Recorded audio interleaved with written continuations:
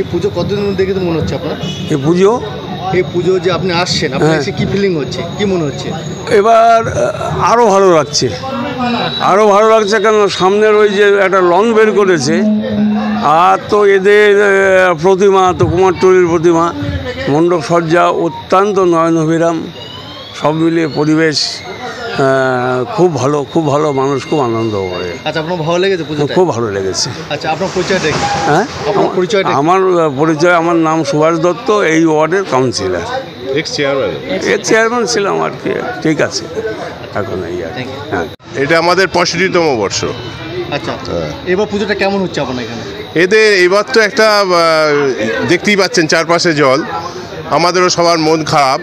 এর মধ্যে থেকে আমরা যতটা পেরেছি নিজেদের স্বার্থমতো সবাই পুজোয় যুক্ত হয়েছি, এবং মাকে যেভাবে আমরা প্রতি বছর বরণ করি, যেটা আমাদের মাননীয় কমিশনার সাহেব বললেন, কাউন্সিলর সাহেব, সেইভাবে আমরা এবার পুজোটাকে আমাদের সাধ্যমতো আমরা করছি।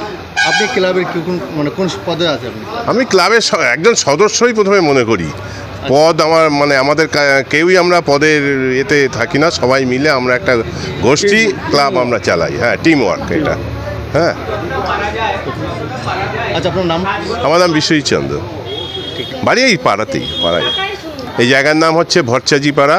আর আমাদের এই ক্লাবটা যেহেতু ভরচাজি পাড়া, আরেকটা আশুতোষ বয়স ক্লাব আছে চার্জি পাড়া, এই জন্য আমরা এটাকে বলি ষষ্ঠীতলা আশুতোষ বয়স ক্লাব।